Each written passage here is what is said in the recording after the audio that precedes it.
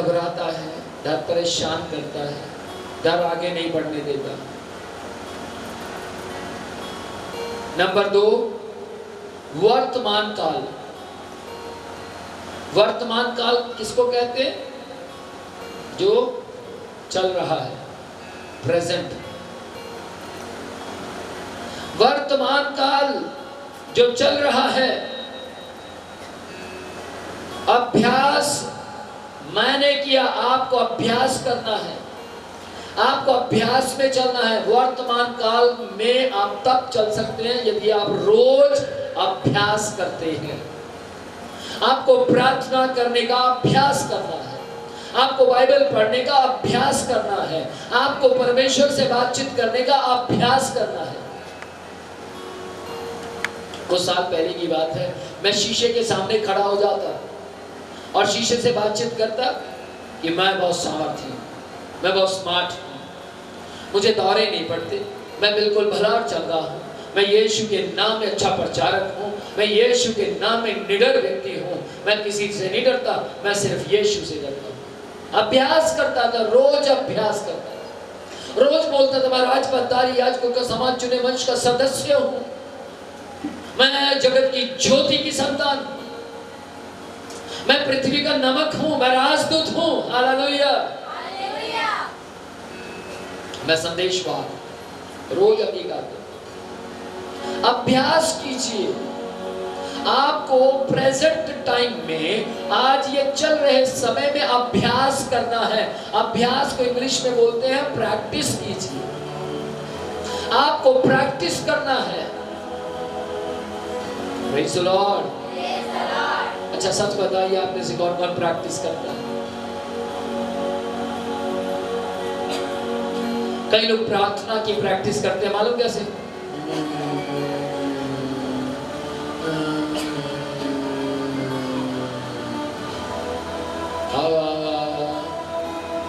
Hallelujah, पूरा नहीं निकलता।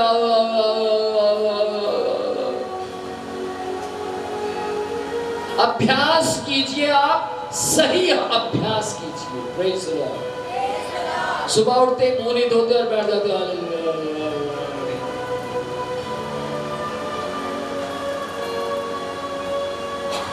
मुंह धोए, और मैं यूं कहूंगा नहा भी ले, फिर प्रार्थना में बैठिए। काम कर मेरे साथ, मुंह धोकर बैठिए। Praise the Lord. मैंने बहुत से लोगों को देखा है मैंने, उठते हैं और उठती, और किसी ने कह दिया भैया आप रोज सोते हैं, क्या बात आप उठकर प्रार्थना क्यों नहीं करते? कहाँ सो रहा हूं? नहीं, क्या बात कर रहे हैं? ध्यान दीजिएगा, आपका अभ्यास यदि नींद से भरा हुआ है, आप सीमित रह जाएंगे, आगे नहीं बढ़ पाएंगे।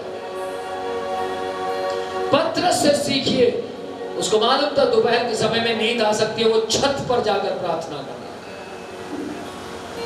दानियल जी से सीखिए, दानियल जी को मालूम था कि यदि मैं नीचे प्रार्थना करूंगा तो नींद आ जाएगी, इसलिए उन्होंने उपरोठड़ी कोठड़ी का स्थान बनाया, ऊपर की कोठड़ी बनाई प्रार्थना करने के लिए।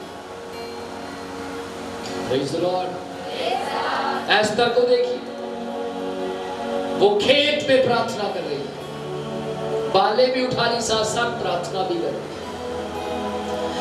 हन्ना को देखिए, अपने घर में प्रार्थना नहीं करी, उसको मालूम है घर में प्रार्थना करूंगी तो कोई ना कोई आएगा, इसलिए वो परमेश्वर के भवन में जाती है और वहां बैठकर प्रार्थना करती है। उसको मालूम है वहां कोई ना कोई चहल पहल रहेगी तो नींद नहीं आएगी, सुस्ती नहीं आएगी, वहां चहल पहल करने वाले लोगों का डर रहेगा। तो आज आप सोचिए, आप प्रेजेंट में किस तरीके का अभ्यास कर रहे हैं।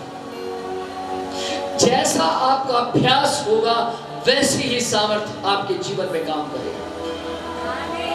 जैसी आपकी प्रैक्टिस होगी। Praise the lord. Milkha Singh ji 8-8 घंटे दौड़ते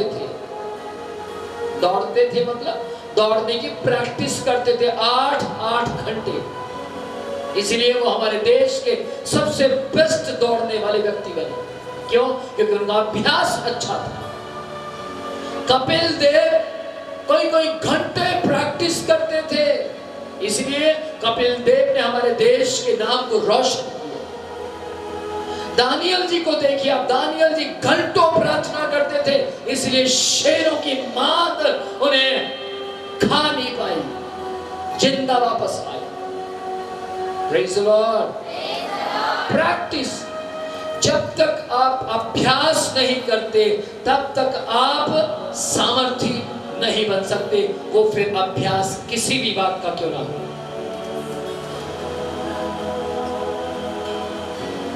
अभ्यास कीजिए। विनोद प्रोचिया मिनिस्ट्री में बहुत से ऐसे सूरमे हैं जिन्होंने बाइबल वर्सेस का अभ्यास किया और सैकड़ों आयतें को याद,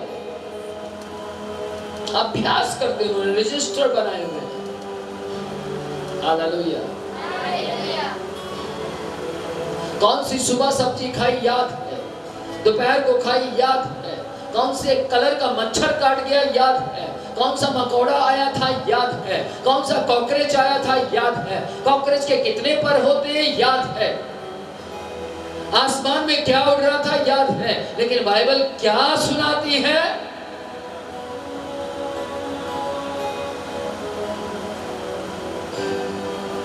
धीरे धीरे आगे बढ़ेंगे, समय लगेगा, धीरे धीरे बढ़ जाएंगे, आप चिंता ना करो। धीरे धीरे आप बढ़े ना बढ़े, लेकिन आगमन हमारी ओर बढ़ रहा है, इसलिए आगमन के लिए तैयारी करें। बहुत सी बहनें तो बेचारी पढ़ना नहीं आता तो कहती मैं तो अनपढ़ हूं ना, इसलिए क्या पढ़ूंगी।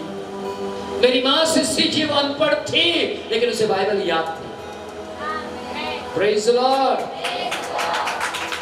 आप अनपढ़ हैं और आप ये बात कहते हैं मैं बाइबल कैसे याद करूं, तो ध्यान से सुनिएगा, आप अपना अभ्यास छोड़ रहे हैं। पतरस अनपढ़ थे पर उन्होंने अभ्यास सही कर कर लोगों को हैरान कर दिया। लोग कहते हैं क्या ये वे ही साधारण लोग नहीं, क्या ये वे ही अनपढ़ लोग नहीं? ओह माय गॉड, मुझे याद आ गया, ये पढ़े लिखे यीशु के साथ रहते हैं। यीशु पढ़ा लिखा है, इसीलिए पतरस अनपढ़ होने पर भी अनपढ़ नहीं था। आप किसके साथ रहते हैं? तो याद रखिएगा, यीशु के साथ रहने वाले लोग बिना बाइबल पढ़े ब्रेकफास्ट नहीं कर सकते, बिना बाइबल पढ़े वो लंच नहीं कर सकते, डिनर नहीं कर सकते। मैं आज आपको बोलना चाहता हूँ, आप सुबह ब्रेकफास्ट करने से पहले बाइबल पढ़ें, दोपहर को लंच करने से पहले बाइबल पढ़ें, रात को अगर डिनर करने का दिल करता तो एक बार बाइबल पढ़ने का भी दिल करना चाहिए आपका। ऐसा अभ्यास तैयार कीजिए, और जब आप ऐसा अभ्यास करेंगे, ऐसी प्रैक्टिस करेंगे, तो शैतान और शैतान का नरक, शैतान का साम्राज्य परमेश्वर के छोटे छोटे बच्चों से भी डरेगा। Praise the Lord. क्या आपको समझ आ रहा है? आज आपको इस बात को समझना चाहिए, अपने दिमाग से, अपने जीवन से इस गांठ को बांध लीजिए कि बिना बाइबल पढ़े आप स्वर्ग नहीं जा सकते।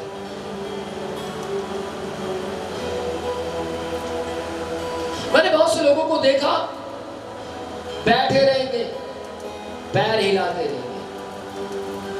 क्यों बैठे हैं आप? बैठे रहेंगे, इधर की बात उधर, उधर की बात इधर, टाइम वेस्ट करते।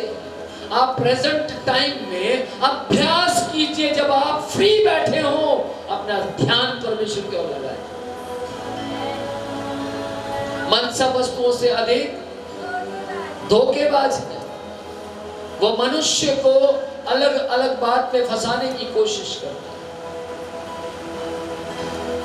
ध्यान से सुनिएगा, मैं कई जगहों पर जाता हूं, मेरे हाथ में कुछ नहीं होता, मोबाइल होता है, और मैं तुरंत गूगल पर जाता हूँ और वहाँ डाल देता हूँ, जो भी मेरा सरमन है उसको डालता हूँ और उसको पढ़ना शुरू करता हूँ, उसके संबंध में बातें पढ़ना शुरू करता हूँ।